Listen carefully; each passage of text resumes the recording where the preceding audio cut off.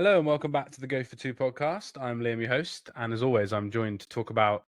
Is it a fun week 10? We'll talk about it in a minute. Some of it was fun, some of it wasn't. But I'm joined as always by our favourite Eagles fan, who's going to stay up all night tonight to watch the Packers hopefully run all over the Eagles. It was, of course, Mr. Muggs NFL. Patrick, how are you doing after a great 6 p.m. slate and an absolute disaster 9 p.m. slate? Yeah, I got my Super Bowl champions hoodie on today, so I'm ready to go.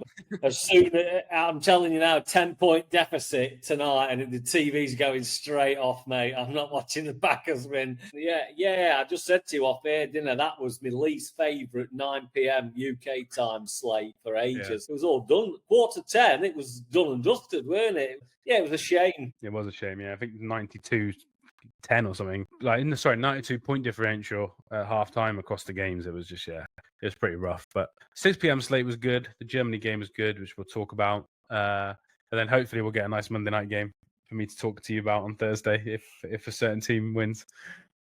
Scores on the doors then. I am 8-7 up through Sunday in week 10. I picked the Seahawks -6.5, and you picked the Cardinals +6.5. So that's our difference. A reminder: I have the Packers, you have the Eagles tonight, of course. So that's going to be a fun one.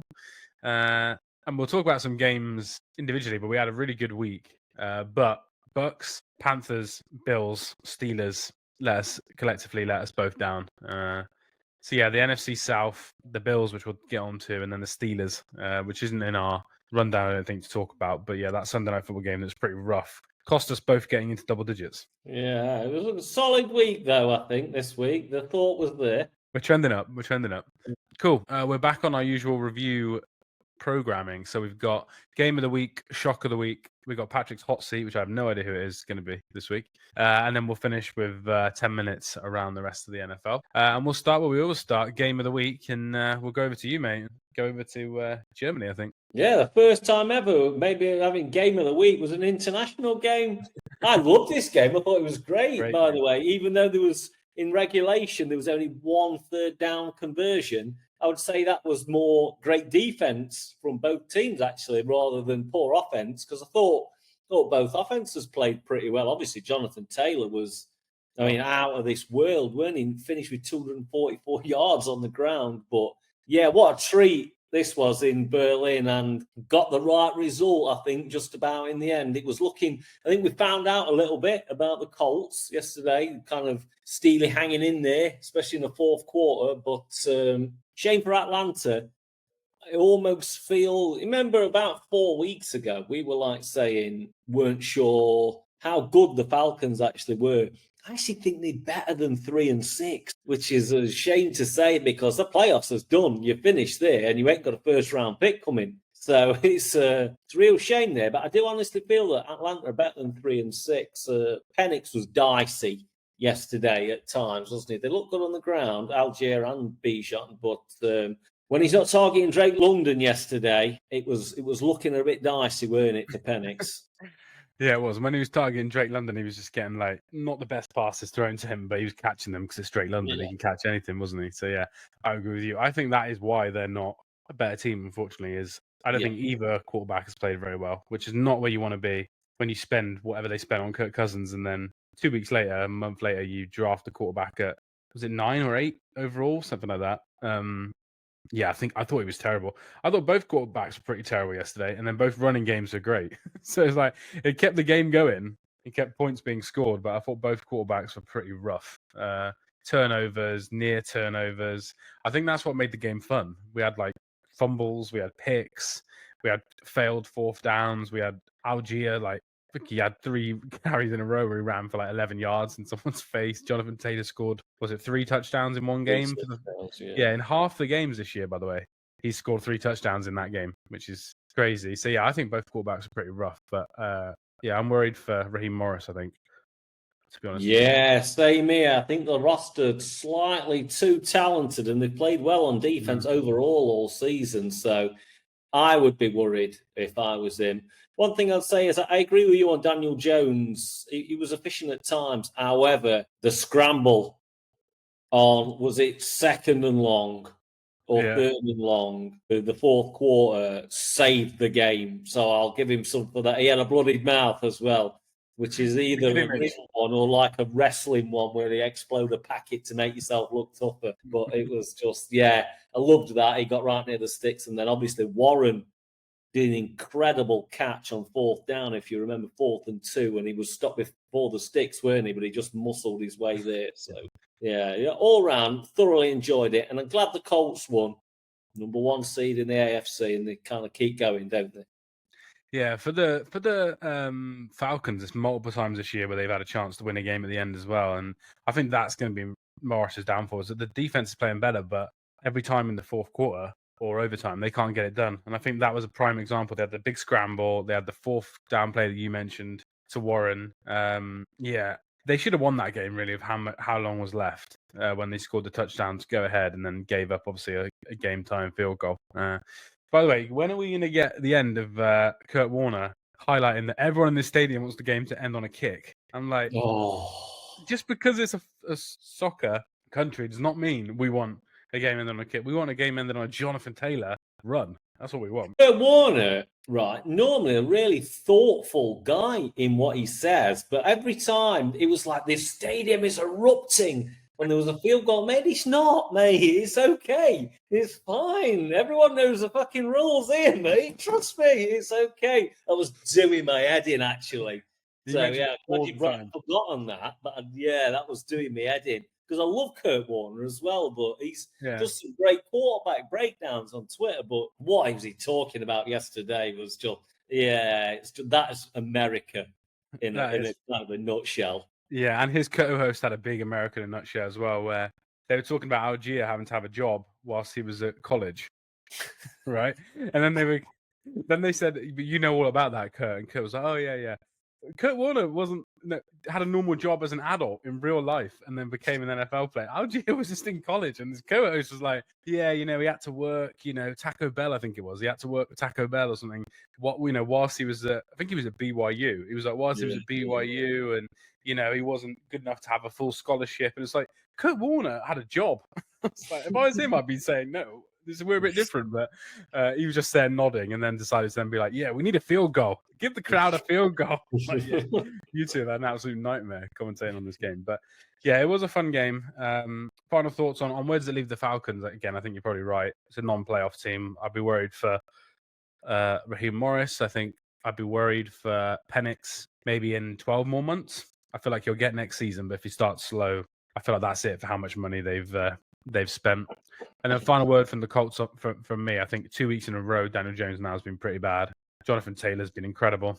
And the defense is getting better. They still can't really stop the run if they have any defensive tackle out, which they did in this game. But the defense is getting better at forcing turnovers and stopping the ball on 3rd down, which is a positive for them. But Daniel Jones has not looked good for 2 weeks. So if I was a Colts fan, I'd be a little bit concerned that I've just traded 2 first-round picks and he's my answer. But I feel like they've gone in. Are you worried about Daniel Jones, or are you more positive than me? Because I'm way more worried about him than I was Darnold last season, for example. Yeah, of course. You got to be worried. I'm more worried about that, than I was Sam Darnold. I would perhaps agree with that. What I'd say is now they're on the bye. Schedule after the bye is rock solid. We're going Chiefs, Texans, Seahawks, 49ers, Jags, Texans to end the season. That is a really hard schedule, and we're going to find out, aren't we? I think they'll win the division still. But when you're sat here after week 10 as the 1 seed, and you've been here pretty much all season, you start to think and dream that this is actually could be us. So, it's going to be tough. I think, well, unless Denver beat Kansas City next weekend, they will be the 1 seed again, won't they? Coming into the Kansas City games. We'll see. But I think there's a few worrying signs. He needs to just calm down a little bit, and it's the turnovers, isn't it, that you can't have. Yeah, the fumbling which gone away has come back. So we'll see how that goes. I reserve all rights to edit this podcast with AI if he throws for 350 and 3 touchdowns in Arrowhead in a few weeks' time. So TBC on that one. Cool. Let's go to my game then. We're into the 6 p.m. window now with the late games being so bad. I've gone for the Patriots versus the Buccaneers, a game we're really excited for in the preview. I'd say overall it didn't live up to the full expectations, but I'd say the Patriots were probably even better than I thought. They won the game 28-23. The Buccaneers again had some more injuries in the game, but that really wasn't the tail of the game. The tail of the game was the Patriots in big moments, making big plays. We had a 4th and 1 with 2 or 3 seconds left, which they could have kicked a field goal. Vrabel goes for it.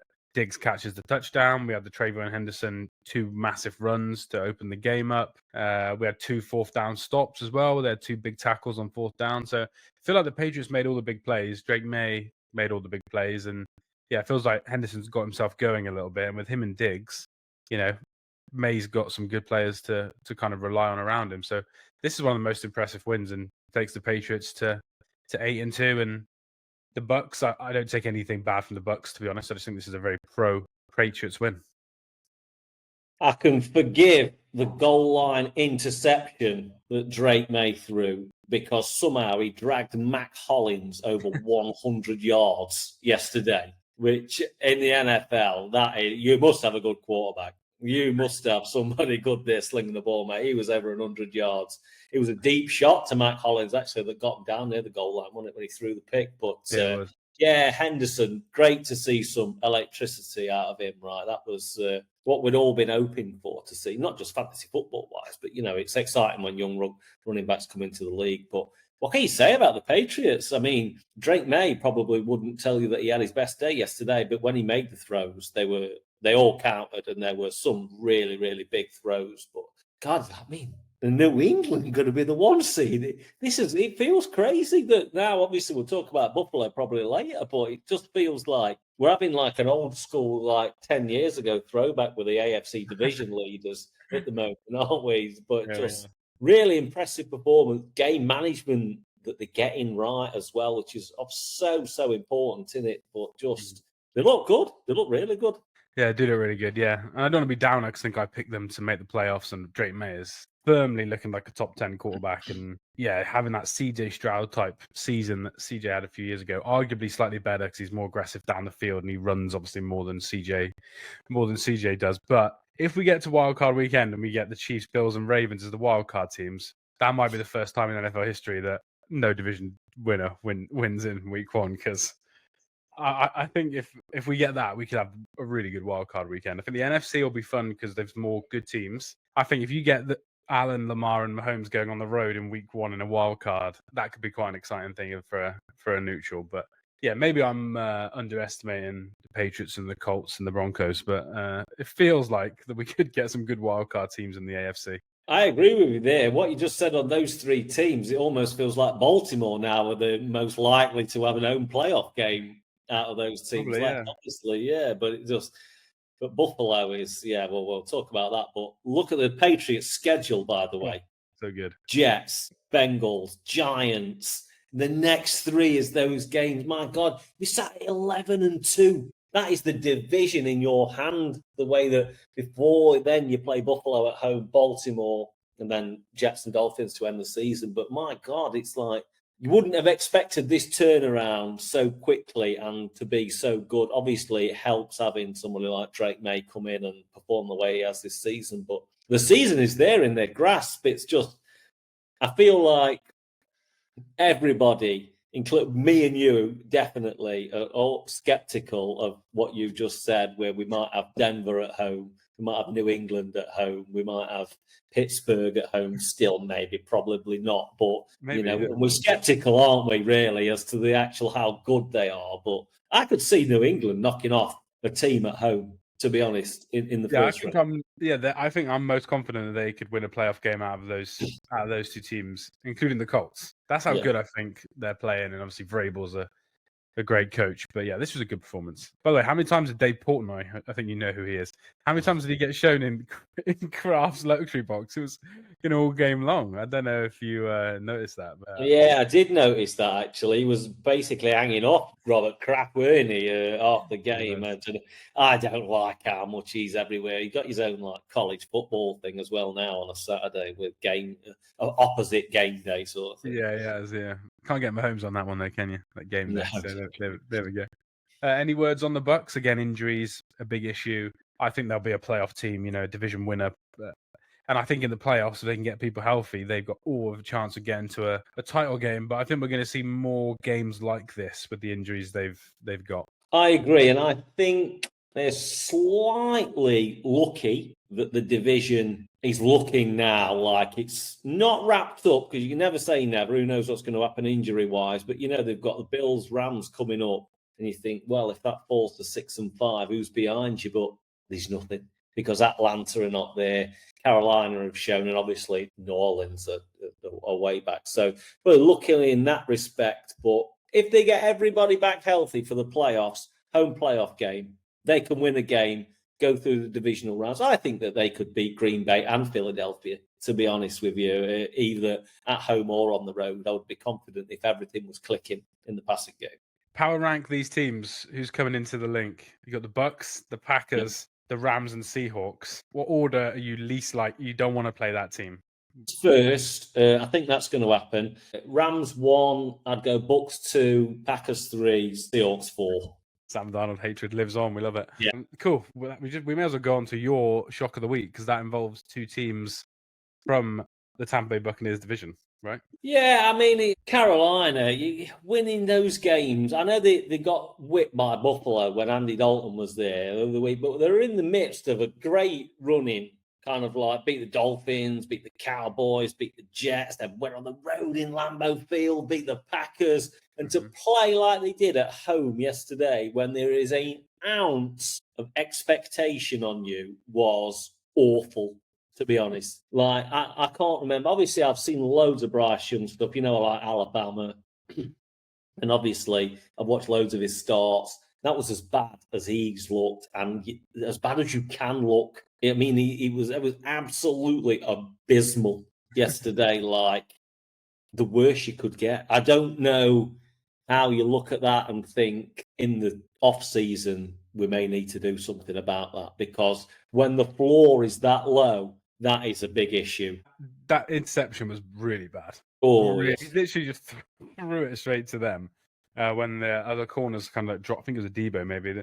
The corners dropped off literally, and he stood right in front of a wide receiver and he just chucks it straight at him. I don't know if it was a pick six or not. I can't remember, but he definitely returned it down the field. But yeah, he was bad. The running game is the first time all year the running game's been stopped, and then the defense made Tyler Shough look pretty good. 19 of 27, 282, 2 touchdowns, no interceptions, top 3 QBR rating on the whole day. Yeah, so he was bombing it down the field. It was easy work. It was easy work, yeah. And then the Saints win. We didn't say this, but the Saints won 17-7. So they go to 2-8.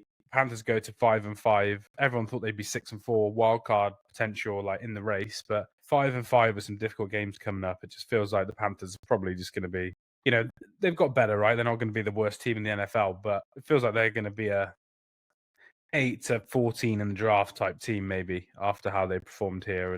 The Saints obviously get a win. They'll be feeling better about their quarterback, but maybe they'll be looking at the end of the year saying, I wish we wouldn't have won that game. Yeah, well, there is always these kind of discussions, isn't there, after? Yeah, there is, yeah. Panthers have maybe cost the Saints a run at number 1 pick or something, and it's just ends up being a funny story. But yeah, Panthers were bad. Bryce was bad. And it was, it was a good win for the Saints, right? Regardless of what we think of the quarterback, he has to get that win. We haven't spoken about him loads in a while, ever since he said he wanted to stay in New Orleans. Alvin Kamara, I feel like he might be mailing this in. I don't know if you watched any of his carries this week, but yeah, I know he got 83 yards, but I think his average was something like 3 yards a carry, and he had 5 runs that went for 0 yards in the first half. It feels like maybe we could see some more Devin Neal carries out of Kansas coming in the coming weeks. But yeah, we've got a Taysom Hill throw in this game. So what more could Saints fans?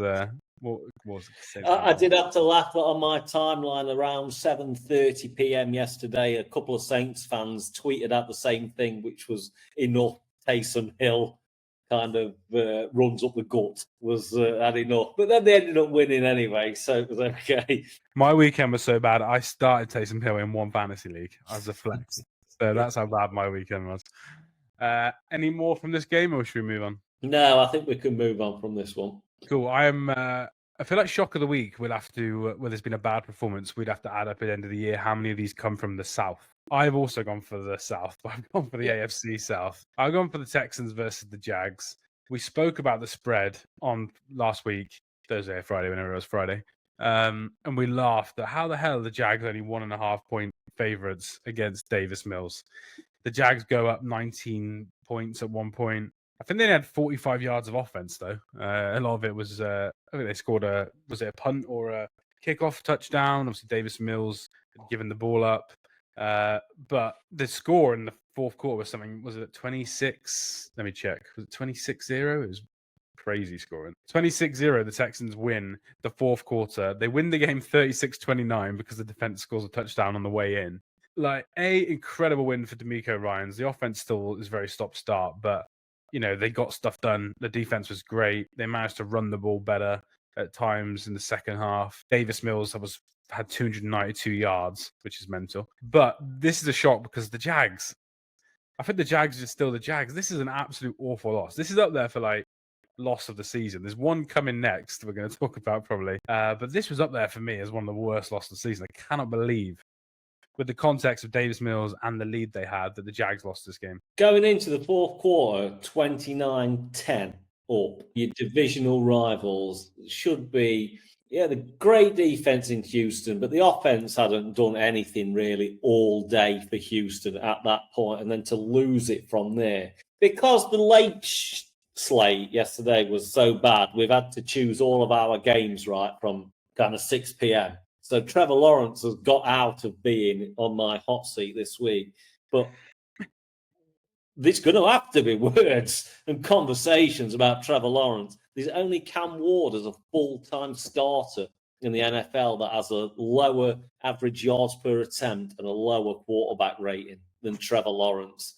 And I just think he was so bad in this game. And I just think, at what point is Jacksonville going to have a serious conversation? Maybe if they think that they've improved the roster and they think they've got the right head coach in, he hasn't improved at all. In fact, is there regression? Feels like it. You just feel like he looks like a rookie out there. And it's kind of a shame because I always loved him in college. I thought he was going to be at least top 8 quarterback in the NFL, but I'm not even sure he's 30 at the minute. It's absolutely ridiculous, to be honest. Yeah. Oh, look, you can't take away anything from Houston. They'll come back in the fourth quarter. Amazing for Davis Mills. He played so well in the fourth quarter, but should have never have been allowed, should it, that? No, it is a good win. Well, it's a great win for the Texans when you're down that many points. I think they'll be concerned why they were down that much. A lot of it was special teams. Yeah, when you got a game with Davis Mills playing and the offense has already looked disjointed and you manage to score 36 points and you win,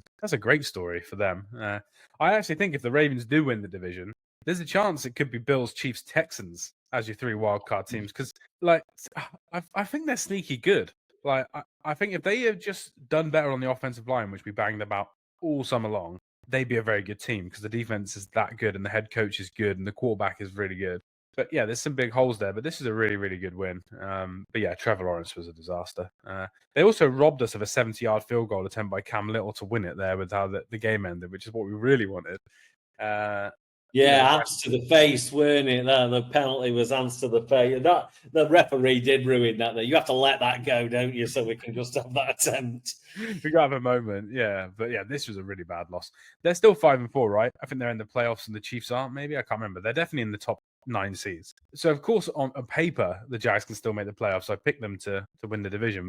I just don't think with how Trevor Lawrence is playing, the wide receiver injuries, and how the defense seems to give up. The defense has a lot of turnovers, makes a lot of big plays, but it gives up massive plays in big moments. And yeah, I don't think they can contend with that. So yeah, this was a rough loss. I think it was time to say this year. I said he was still really good and top 12, 14. It just feels like, if he's top 32, it might be a surprise. So it's just one of those. Yeah, I said to you about the Cam Ward stat, only him being lower. So it's, he's got to have a conversation, hasn't it, at some point? Yeah, 100%.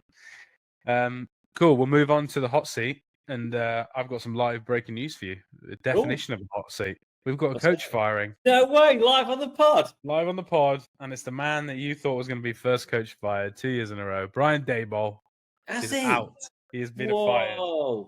And OC Mike Kafka, former Chiefs passing game coordinator, is officially the interim coach. This will be their 6th head coach since 2016. Ben McAdoo, Spags, Pat Shurmur, Joe Judge, and Brian Daboll have all been fired. And for the third straight year, the Giants are 2-8, and Daboll's got to go. Yeah. What's your live reaction? No surprise, obviously, but yeah, what are your thoughts? Yeah, no surprise. The collapse in the fourth quarter maybe did it yesterday, and I mean, obviously, Dart went out and Ruff came in, didn't it? And that feel like you were playing uphill for the rest of the game. But they're sitting at 2-8 again. Let's be honest. How much resurgence have you had at 2-8? But how much of the feeling and resurgence is down to Daboll? None. Jackson Dart and Cam Scatterboo have brought the feeling of, excitement back to New York. Because excitement you can get at 2-8, right? So they think they've got their guy for the future. He looks good, a little reckless, but I think they got a guy in Dart. Daboll had to go. Gutted I didn't get it right, but I knew he was getting the chop. You were close. You were close this time. Fair play. But much closer than me. My pick is first in the AFC. There we go. Super Bowl champion coming. Yeah, that's the worst pick we've made. I completely agree with you on Daboll. By the way, I think we have spoken about this, but I was listening to a pod and kind of made me reiterate this. But Jackson Dart has actually been really good.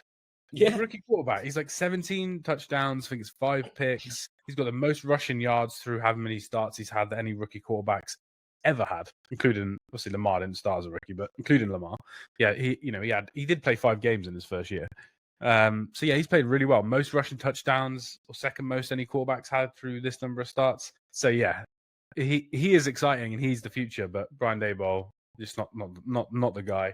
They've gone with Mike Kafka as interim. I think that's clever and good timing. He was seen as one of the next big things.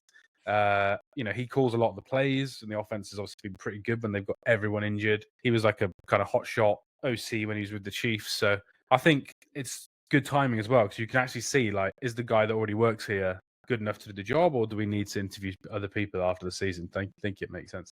He's got a 7-game audition now. He's got Green Bay, then Detroit, welcome to the league, New England, and then he goes Washington, and he's got a Raiders game in there and a Cowboys game. So, he's got a 7-week audition, right, to see if he can get more out of the team.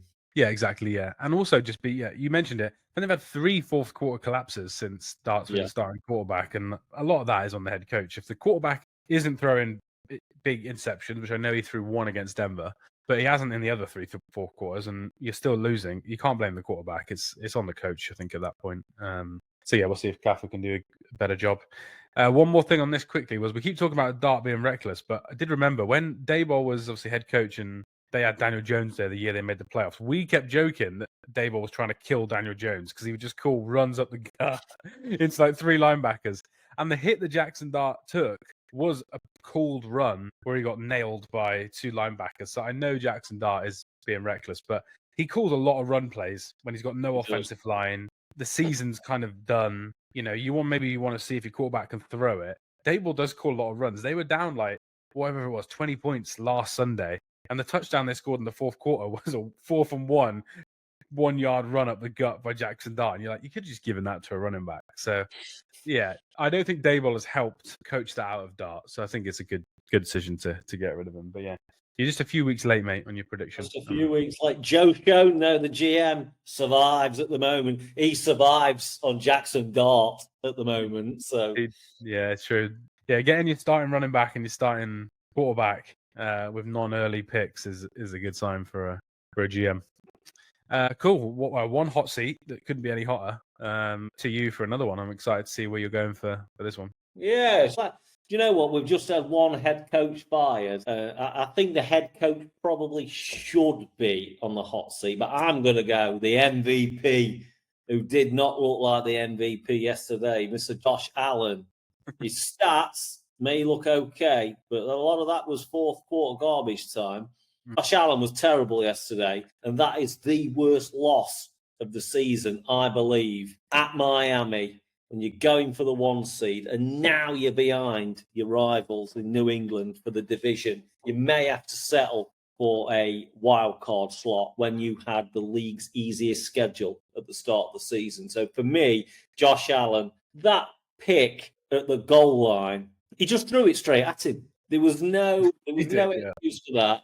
And then obviously the fumble late on in the fourth quarter, it's just kind of like you have to know when to just quit that run and go It was down. a sneak. Initially, it was a sneak. Yeah, it was a sneak. How much further do you think that you're going to go and carry a whole defense on your back? It's just, you have to have more brains than that and live to fight another day. And unfortunately, yesterday, they didn't. And that is a terrible loss for me. I said that on Twitter this morning, and someone said to me, "Oh, is it not a great Dolphins win?" I was like, "You've got 2 wins. What do you want to do with those 2 wins? You're not going anywhere." Of course, it is an awful loss.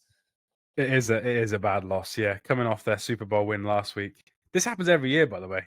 They beat the Chiefs, and the week after, they just don't turn up. And it's just, I don't know what it is about them. It's more annoying than my team lost, but that's a separate issue. But yeah, this happens almost every season with them. But Allen was bad. The defense, by the way, which is what last week's surprise really was. Like, Allen plays great in big games against the Chiefs, etc. But the defense, I think it was more on the Chiefs than the Bills. But then this week, they gave up that Achane run when they're just burning out the clock, and you're like, they're running it. They ran it all day. It was actually the same run play they ran in the first quarter. Mike McDaniel said after the game, and I think it went for like 40 yards or something. It was another touchdown, but they couldn't stop the run all game. It felt like, and this was just an absolute disaster. They didn't guard Jalen Waddle. Obviously, the news came out before the game. I don't know if you saw this, that the Bills tried to trade for Jalen Waddle. They wouldn't put the 26 first, they put 27 first. Then it came out they tried to trade for Quinnen Williams, and they had the second most. They were going for it. They were going big game hunting.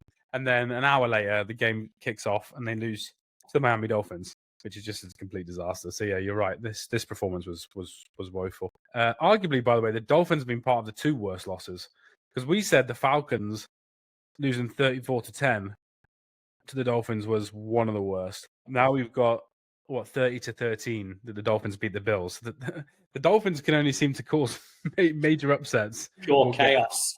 Or get hammered. Yeah, bad for the Bills. Quickly going over to the Dolphins. Probably good, right, for McDaniel and his case to stay. Now they've fired the GM, and arguably probably good for Tua, but I'm not sure about that. But it feels like they played hard and fought for McDaniel after a weird week. So maybe it's good for him long term. I think so. I think he kind of looked galvanized on maybe he's not got a shadow over him now, an impenetrable shadow that had a 26-year kind of reign in the organization. So maybe that, out of the 2 now, if one was to lose their job, I would say it was going to be Tua and not Mike McDaniel, maybe, that was going to lose his job. They got some very winnable games up. If the Dolphins had 3 more wins, you'd be like, wow, they're going to make the playoffs, because they've got Washington, New Orleans, and the Jets the next 3. That's the best schedule in football to have, So I'm sure they won't win all 3 because it's the 2025 Miami Dolphins. Mike McDaniel's got a great chance now to keep his job and, yeah, like I say, galvanise that roster. And just what a win yesterday, especially over your division rivals as well. Yeah, it's funny because this is the time of the Dolphins fans don't want their team to win. They want a good pick, and now they're winning with a relatively easy schedule, 4th easiest schedule remaining, I think, in the rest of the year. So yeah, they're like, right, let's just tank now, and then they go and beat the Bills, and it's just like, okay, this is the weirdest team in the NFL, as the Dolphins always seem to be. Final word on the Bills: 5 minutes to go in the third was when they had their first points on the board. So they were still scoreless, which is absolutely crazy. One thing we haven't spoken about, because we didn't do the Bills-Chiefs game, obviously, where they ran it, for the whole game. There's a lot of scary statistics on how bad the passing game is for Buffalo. And it's like, if they get a lead and they run the ball, they are absolutely dominant, and they basically win every game. Before, they used to be able to pass it over everyone. This year, anytime they've not had the lead and they've tried to pass it, it has gone terrible. I think in the playoffs, that's the recipe for success if you take an early lead, because everyone knows the ball tends to be run more in the playoffs than it is in the regular season. If you're playing Drake May, Mahomes, Lamar, maybe these players that like to throw it a lot and throw it down the field, is this the first year where it's hard to say that if the game's high scoring, are the Bills likely to be able to keep up? It just feels like they have to be perfect in the red zone, or else things are tough for them offensively. Yeah, there's no quick hitters down the field, is it? 30 yards the last 3 years. Allen has kind of lived off of that. A quick out, you get, my God, you've got down the field already. There's none of that this year.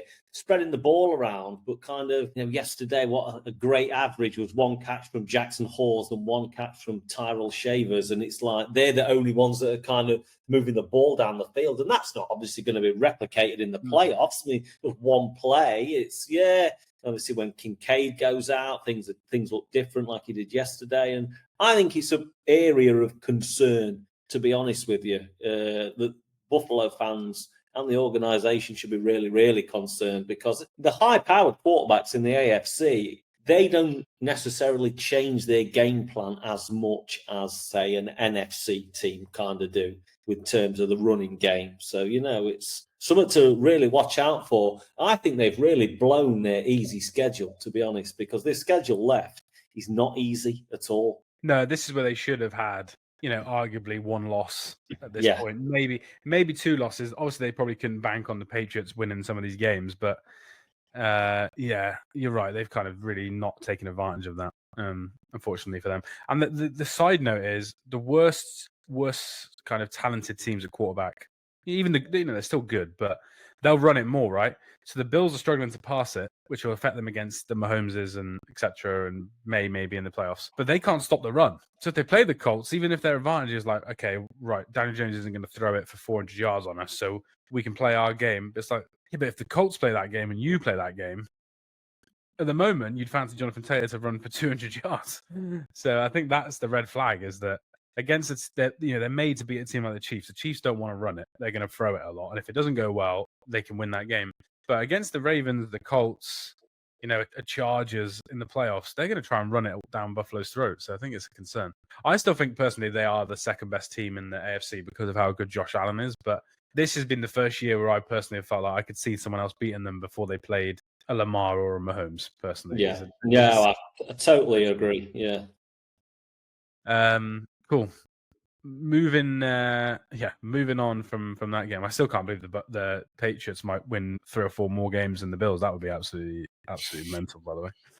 Moving on from those games then, around the NFL in 10 minutes. First game, Ravens beat the Vikings 27-19. This game is a bit up and down, actually. The Vikings looked pretty good in the first half, but the Ravens offense comes through at the end. JJ makes a couple of poor throws. The Vikings had 10 false starts in this game, which is absolutely mental to say that they had 10 false starts. But yeah, the Ravens get a big win, mate. They move to 4-5, 27-19. The Vikings are also 4-5, but the quarterbacks, obviously, of these two teams are playing very different levels right now. Yeah, Ravens kind of get an important win with a game that we'll probably talk about in a second in LA happening. This was big for the Ravens not to lose this, because if they lost this, I think it might have been done. Yeah, they was looking a bit shaky on defense earlier in the game, and it kind of stiffened up, and probably JJ McCarthy dropping him back 42 times probably did help that. But whilst they're not looking ominous as a top AFC team, they're most likely now probably going to win the division and still be a difficult out in the playoffs after a really weird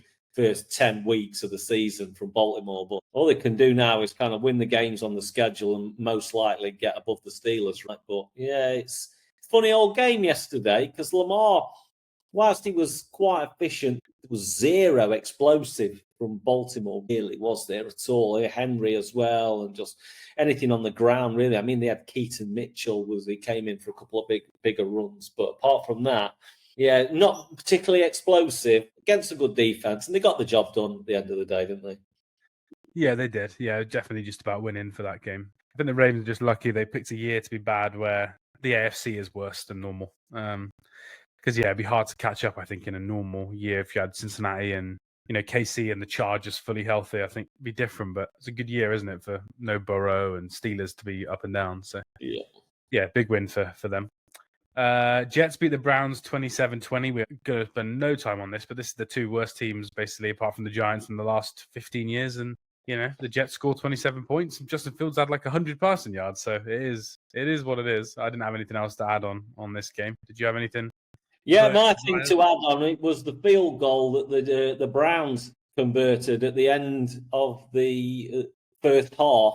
They got the field goal unit on and kicked the ball in within 12 seconds. That is the highest of compliments to the special teams unit, and that was the best thing about this game. Yeah, it was. I saw Dylan Gabriel running for his life at one point as well, but yeah. Jets get a win. Breece Hall looked good. Be nice if he looked good in red jersey, but there we go. That's life. Bears beat the Giants 24-20. We spoke about the fourth quarter blowing from the Giants. Good win for the Bears, maybe. I don't think they played that well, but they need to win. They're definitely still in the playoff hunt. Some very Caleb big throws, big runs, then some also really scrambling around for 12 seconds behind the line of scrimmage. So I don't really want to add anything on the Giants, but any thoughts on the Bears in the game that they needed to win and they did win? Yeah, sat in the 7th seed now, by the way, Chicago. One thing I will say is there's a lot of happiness. Seems like I follow a lot of Chicago beat writers and Bears fans. They like what they see. They like what they see from Caleb in the fourth quarter, which, okay, Slay, your quarterback leads your comeback. That was fine. Some gutsy runs. They like what they see. And when you're sitting after week 10 in the playoff spots, then the expectations is going to grow, isn't it? So sat at 6-3, what can you say? They'd have expected to win this game, and eventually they did do. So, yeah, they're in there. I think they're pleased to be in there now in the second half of the season, in with a shout for the playoffs. And, the division. Why not? Yeah, exactly, yeah. Yeah, it's definitely worked out better than it did look in the start of the season, for sure. And, by the way, Ben Johnson's locker room speeches are good. They're a bit panicky. Yeah, it's crazy, but they are good. Caleb Williams did one this week. Not good. So go listen to that. That is there's not a lot of belief in that speech, but Ben Johnson is a nut job, so he makes up for his speeches. The 9 p.m. window then, the Seahawks beat the Cardinals 44-22. They were up 35-0, I think, at one point. The Rams beat the 49ers 41-26. They were 21-0 up at one point. The Lions beat the Commanders 44. Some big scores here. So 44-22. And I think at one point they were up 25-3 as well. Which performance was the most impressive of your NFC rivals as an Eagles fan? Was it the Lions, the Seahawks, or the Rams? I mean, Stafford looked fantastic, didn't he? They looked ominous against San Francisco. Injury hit. The Lions game, I don't feel like I can take that much out of it. I think Washington are kind of that bad and the season's over now. But Seattle, I mean, their scoring burst that they had at the start was obviously impressive, weren't it? I mean, to score 44 points and Sam Darnold through 12 passes is absolutely... 3 turnovers as well.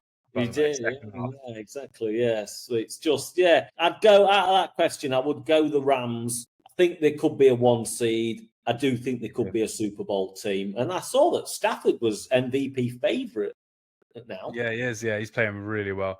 I think Seahawks defense arguably is maybe the most impressive unit out of these 3 games. They were so good in this game. They were really, really good. But yeah, overall, Rams are great. Stafford looks great. Adams. They've gone, they've seen the stat, but they're playing 3 tight ends on 60% of snaps the last 3 weeks or 3 games, which is a massive uptick for them. So they're changing how they play the Rams as well to be able to run the ball better.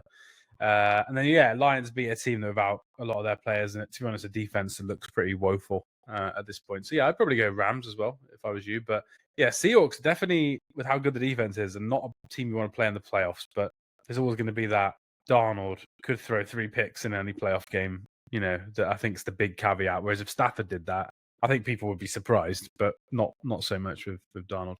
By the way, I want to say maybe that the week coming, the 9 p.m. slate is Chiefs Broncos and Rams Seahawks. So strap yourself in because that is 2 terrific games. And we get Lions Eagles, don't we, on Sunday Night Football? Sunday Night Football, that is, yeah. Yeah, next week's games are really, really good. We're starting to ramp up of the schedule, which is fun for us. Quick note on the Lions. Dan Campbell actually called plays in this game. He has done that 3 times before in his career. There's been a lot of rumors this week, something we haven't really talked about at all, but a lot of beat writers saying that some of the players are not too happy with John Morton. It seems like, again, Jameson Williams may be one of these players. Again, it feels like he's never fully happy. But they've decided to put Dan Campbell back as the play caller. So Dan Campbell called plays for most of this game. He didn't call all the first down runs, but he did call a lot of the plays in general. So I think that's an interesting nugget to watch because that's still another change, right? Even if Morton maybe wasn't loved by the players, the offense had good spells and bad spells. Like Dan Campbell's only done this 3 or 4 times. I'd be interested to see if the Lions keep scoring big points or if this was just the Commanders struggling. Because, the Commanders' defense looks really bad, like really, really bad at the moment. So we'll see. Big Dan can outwit Sirianni. The Lions, they don't, even if they beat Philadelphia next week, the Lions don't feel like last year's Lions. Not quite sure why. I think it's just some of the losses have been a bit dominated. So, yeah, we'll see. They've got some really tough games on the schedule left, Detroit. Yeah, their offense is just a bit up and down. So we'll see if Dan Campbell can stabilize that a little bit. But Jahmyr Gibbs as well, by the way. Someone in our league, one of my leagues, had him and Jonathan Taylor. Let's just say, safe to say he won yesterday. Final game then to talk about Sunday Night Football, referred to a bit earlier. Chargers 25, Steelers 10. Both teams didn't look good in this game. For three quarters is my honest assessment. But Chargers come through in the end with some big plays from Herbert. Leads the NFL, by the way, in quarterback rushing yards. Had 2 big runs in this game. But Aaron Rodgers was absolutely awful. Offensive line was absolutely awful.